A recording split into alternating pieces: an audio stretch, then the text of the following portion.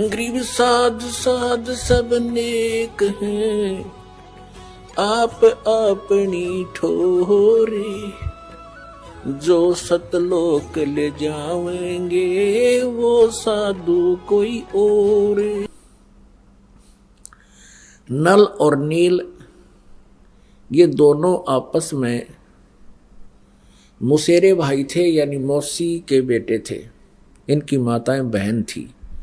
इन दोनों के ऊपर एक बहुत बड़ा भयंकर कष्ट था, 3 ताप का।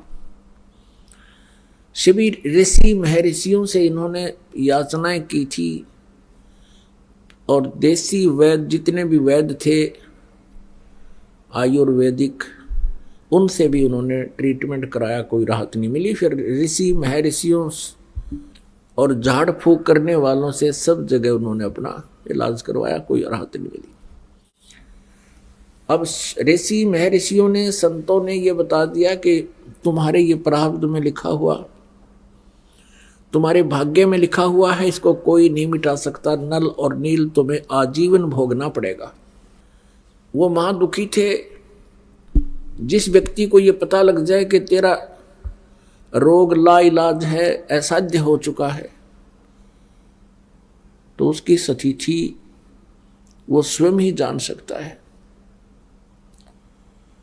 फिर भी आत्मा के अंदर एक विशेष कसक होती है, उसको परमात्मा का दिया हुआ एक विशेष ज्ञान होता है उसको, आत्मा को, कि परमात्मा हमारे सब दुखों को दूर कर सकता है। इसलिए इसको इतना जवाब मिलने के बाद भी ये प्रयत्नशील रहती है। इसी उद्देश्य से नल और नील कबीर परमेश्वर जी के सत्संग में चले गए। उस समय त्रेता युग में परमेश्वर कबीर देव जी मुनिंदर नाम से आए हुए थे। मुनिंदर ऋषि नाम से प्रगट थे, सहस्री रहते हैं परमात्मा। और मुनिंदर ऋषि जी की उन्होंने कहीं कई जगह से महिमा सुनी थी कि बड़े महापुरुष हैं, उनके आशीर्वाद से भयंकर से भयंकर रोग समाप्त हो जाते हैं, भाग्य बदल देते हैं वो प्रभु। नल नील को विश्वास नहीं रहा था कि ऐसे ऐसे मंडलेश्वरों के पास हम जा चुके हैं, ऐसे ऐसे सिद्धों के पास जा चुके हैं, हमें कोई राहत मिली नहीं। फिर भी इत्फाक परमात्मा की रजा होती है। उनको सहज में कबीर परमेश्वर जी का ये सत्संग सुनने का अवसर मिला। ज्यों ही परमेश्वर के चरणों में उन्होंने नमस्कार किया, परमेश्वर ने आशीर्वाद दिया, दोनों के वो रोग ठीक हो गए, कति स्वस्थ हो गए। बड़े अचंभित हुए, चरणों में पड़ के रोने लगे, हे परमात्मा आप कहाँ छुपे थे। सारी कहानी बताई कि हमारे को सब ने ये जवाब दे दिया था कि अब तुम्हारा कहीं इलाज नहीं है। हे परमेश्वर आपने बहुत दया करी हम दुखी दीनों पर। तब परमेश्वर ने कहा, बेटा ये तो एक कष्ट दूर हुआ है, आपके भाग्य में तो बहुत कष्ट हैं, असंख्य जन्मों से तुम जन्म और मर रहे हो। उसका परमानेंट ट्रीटमेंट ये है कि आप उपदेश लो हमारे से, अन्यथा और इससे भयंकर आपत्ति भी आप पर आ सकती है। अब नल नील ने कहा, भगवान हम आपके शिष्य, आप हमारे गुरु, हमें उपदेश दे दीजिए। परमेश्वर ने उपदेश दे दिया और कहा, बेटा सत्संग में आते हैं साधु संत भक्त, कोई रोगी बीमार, क्योंकि कबीर परमेश्वर के पास भी दुखी प्राणी ज्यादा आते थे, कोई लंगड़े लूले, कोई अंधे गूंगे, कोई वृद्ध बीमार, तो कहते थे भगवान के भाई इनकी सेवा किया करो, परमात्मा की आत्माएं हैं। तो नल और नील वृद्धों के, बीमारों के बर्तन कपड़े साफ करने के लिए सत्संग के दौरान, सत्संग के दिनों में जब वो वहाँ आकर भंडारा होता था वहीं रुकते थे। दरिया के किनारे सत्संग हुआ करते थे, तो वो क्या करते थे, उनके बर्तन कपड़े ले जाते।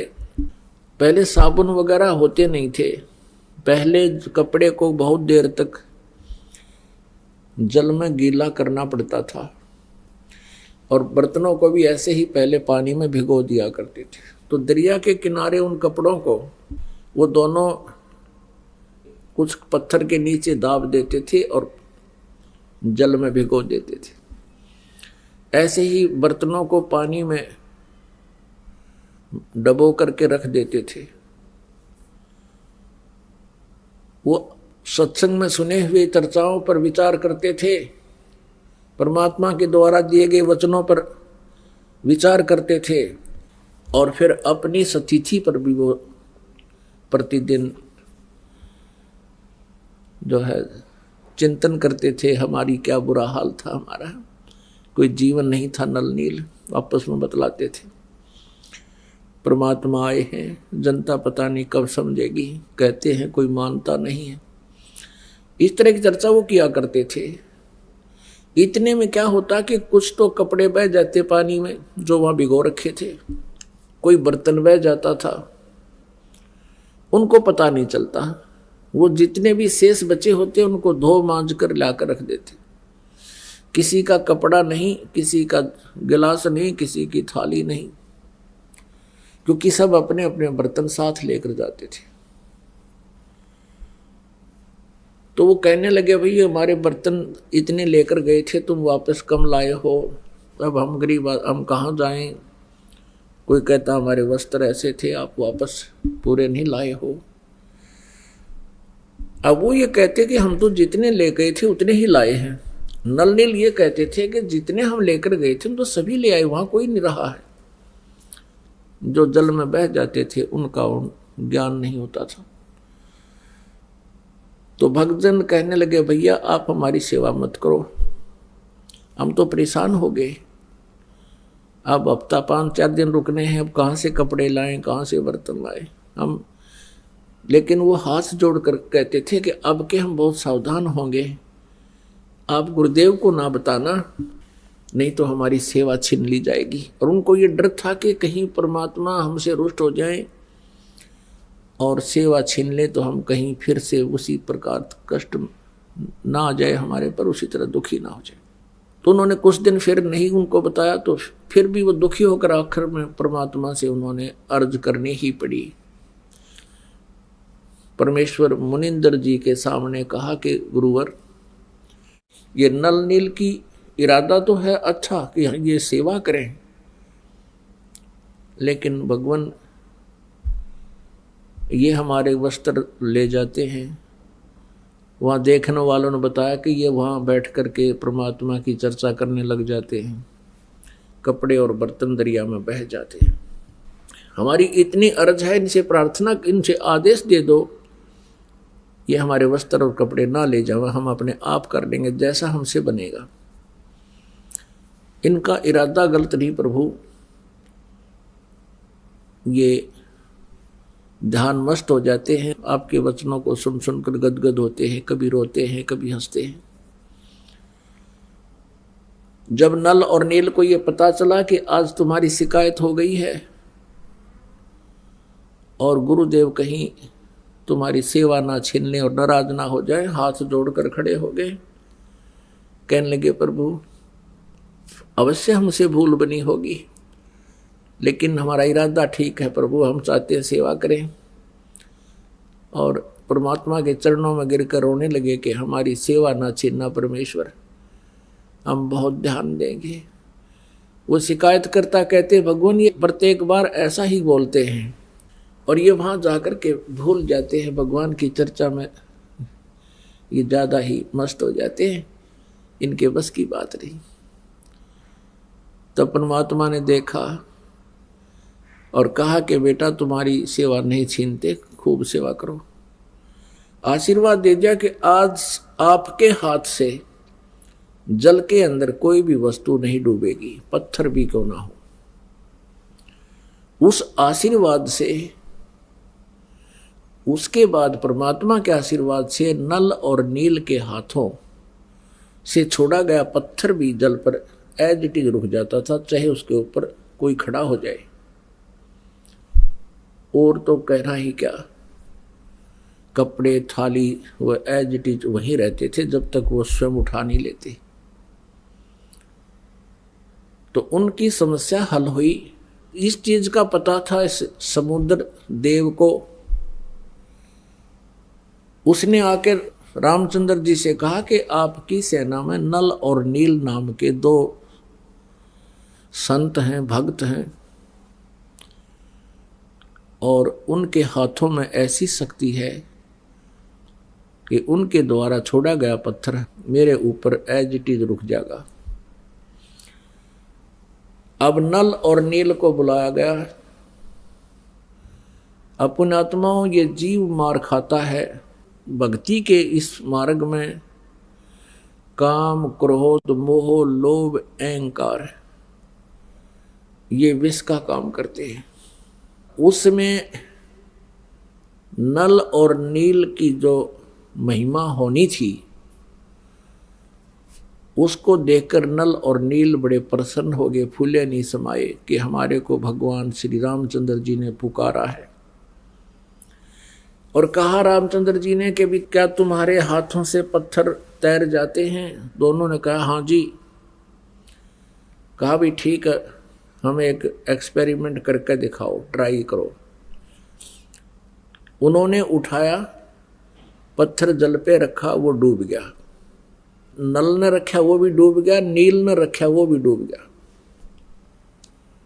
अब समुद्र की तरफ श्री रामचंद्र जी ने देखा, शायद वो कहना चाह रहे हो कि समुद्र तो झूठ बोल रहा है, इनके हाथों में कोई शक्ति नहीं। अब समुद्र ने कहा कि भगवान, इनके हाथों में शक्ति थी, लेकिन आज इन्होंने अवश्य कोई त्रुटि की है। तब समुद्र ने कहा कि नल नील, आज तुमने क्या गलती कर दी? दोनों ही वो बहुत अचंभित थे कि आज क्या हो गया हमें। फिर उनको याद आया कि आज हमने अपने गुरुदेव को याद नहीं किया। अब यहां मार खाता ये प्राणी। उन्होंने ये सोच लिया कि यदि हम अपने गुरुदेव से अर्ज करेंगे तो रामचंद्र जी और ये सेनानियों सोचेंगी इनके पास शक्ति नहीं, ये कहीं और से मांग कर लाए। इस अभिमानवश उन्होंने अपने मालिक को याद नहीं किया, परमेश्वर को, और अपनी प्रभुता दिखानी चाहिए। वो उनके हाथों से वो पावर गई। अब समस्या ज्यों की तो तब नल और नील ने परमात्मा को याद किया,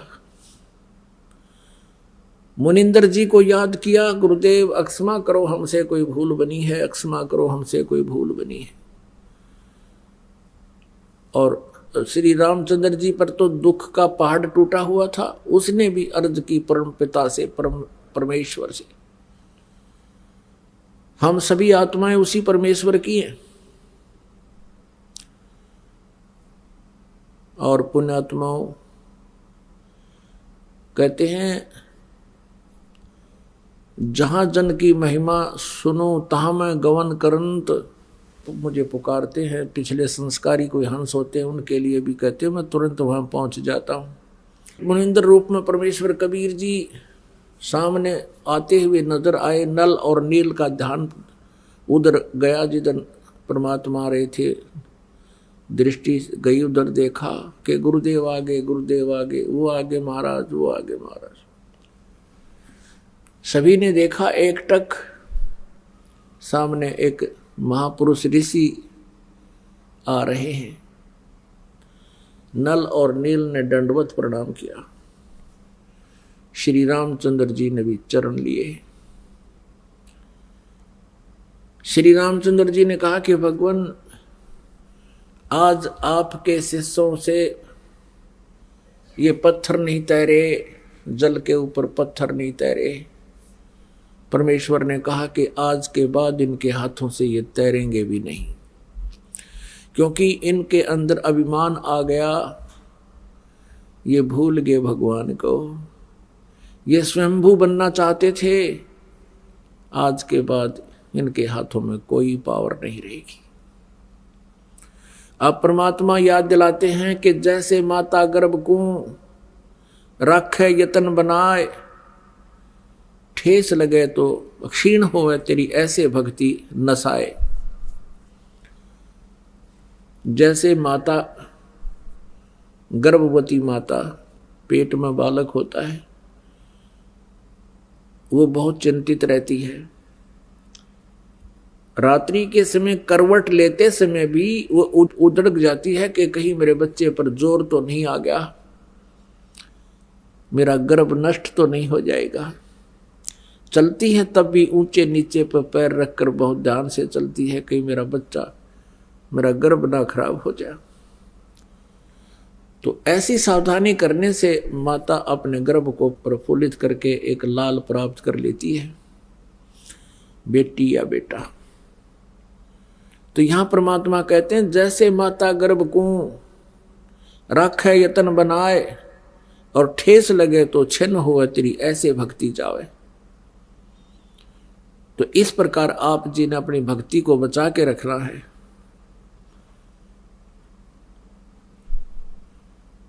काम, क्रोध, मोह, लोभ, अहंकार ये इसके शत्रु हैं। परमात्मा की मर्यादा से हट जाना तो भी हम भक्ति नष्ट कर देते हैं। परमेश्वर कबीर जी से श्री रामचंद्र जी ने कहा कि भगवान ऐसे ऐसे कहानी सारी अपनी जो ना कहानी सुनाई कि मैं रामचंद्र हूँ, दशरथ पुत्र, और मुझे वनवास प्राप्त है। उस वनवास के कष्ट में एक और कष्ट हमें आ गया कि रावण, लंकापति रावण ने मेरी पत्नी उठा ली, उसको कैद कर रखा है। उसको हम छुड़वाने के लिए बहुत प्रयत्न कर चुके हैं। हमने बहुत शांति दूत भेजकर भी प्रार्थना की है, पर वो मानता नहीं। और हमने सेना लेकर जाना है, ये पुल बनाना था इस समुद्र के ऊपर। प्रभु आप अपने शिष्यों को शक्ति दे सकते हो, मुझ पर भी कृपा करो, मेरा ये कार्य सिद्ध हो। तब परमेश्वर कबीर जी ने कहा कि मैं अभी इस पहाड़ के चारों तरफ, मुझे पता था तेरी आपत्ति का, इस पहाड़ के चारों तरफ अपनी सोटी से, एक पहाड़ था वहां से कम 4-5 किलोमीटर की दूरी पर, इस पहाड़ के चारों तरफ मैंने रेखा खींच दी है अपनी सोटी से, डंडे तक। इसके बीच बीच के पत्थर मैंने हल्के कर दिए हैं, फ्लोटिंग बना दिए, इनको आशीर्वाद दे दिए। और इस पहाड़ से जितना तुम बना सकते हो पुल बना लो। एक्सपेरिमेंट के लिए हनुमान जी को भेजा, वहां लाया, वहां से पहाड़ पत्थर उठा के उसको पटक दिया, वहां पर वो कई टुकड़े हो गया। उनको उठा करके फिर नल और नील में एक और कारीगरी थी, एक विशेषता थी, वो शिल्पकार भी थे। नल और नील ने उनको छोल कूट पीट के एक दूसरे में फंसाया था और वहां रखे गए, तब वो पत्थर तैरे थे, तब वो पुल बना था। अब हम सुना करते थे, जैसे हनुमान जी क्या करते थे, हनुमान जी पत्थर वहां से, क्योंकि 4-5 किलोमीटर से उठा के लाना था और पुल के ऊपर भी आगे चल चल के डालना था, लंबाई बहुत बढ़ती चली गई थी। हनुमान जी क्या करते थे, पत्थर पर राम लिख लेते थे, राम,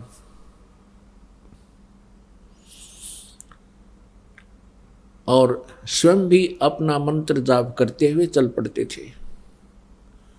अपने आत्मा हनुमान जी श्री रामचंद्र जी को एज ए राम नहीं पूजा करते थे, क्योंकि जिस समय सुग्रीव को हनुमान जी मिले थे, उस समय वो पहले ही राम राम जप रहा था। तो वो उनका एक नित्य नियम था। कबीर साहब कहते हैं, आप राम कहे ओरा राम कवावे, और जिस मुख राम ना उचरे ता मुख फेर कवावे। जैसे हम बोलते हैं सत साहिब, तो सामने वाला भी कहेगा सत साहिब। सत साहिब का अर्थ होता है अविनाशी परमात्मा। राम कहो, साहिब कहो। अब पहले राम राम बोलते थे, तो सामने वाला भी राम राम बोलता था। जैसे कोई कहता था चाचा राम राम, तो वो 2-3-4 बार बोल जाता राम राम राम राम राम राम भाई राम राम। तो ऐसे इस उद्देश्य से हनुमान जी लिख लेते थे राम, और जो भी वो मंत्र जाप करते थे सामने वाला भी कोई पढ़ता वो भी समझ जाता कि राम शब्द लिखा है, राम का अर्थ है राम राम। यानी अपने मंत्र को जाप करते रहो, भगवान को याद रखो, वो लिखने का उद्देश्य ये था। और कोई यूं कहे कि हनुमान ने श्री राम नाम लिख दिया इसलिए पत्थर तिर गए। हनुमान जी वही थे, श्री राम वही थे। अब पहले हम क्या सुना करते थे कि श्री रामचंद्र जी ने पुल बना दिया समुद्र पर। कभी हम सुनते थे कि नल नील ने पुल बना दिया। नल नील को एक ऐसी शक्ति थी, उनके हाथों से पत्थर तैर जाया करते। फिर हनुमान जी ने राम नाम लिख दिया इसलिए पत्थर तैर गए। कोई सिर पैर नहीं था इन बातों का, ये लोक वेद था। यदि नल नील के हाथों में पावर थी और उसने तैर गए थे तो हनुमान जी ने राम नाम लिखने की क्या जरूरत पड़गी। फिर श्री रामचंद्र जी का क्या सहयोग रहा उसमें, पुल के बनाने में कौन सा आशीर्वाद रह गया उनका, जो वो तो आप याचना कर रहे थे समुद्र से। तो पुण्यात्माओं कहते हैं जगत का पेखना पेख्या धनी का नाम ना लेखा। जगत का पेखना पेख्या धनी का नाम ना लेखा।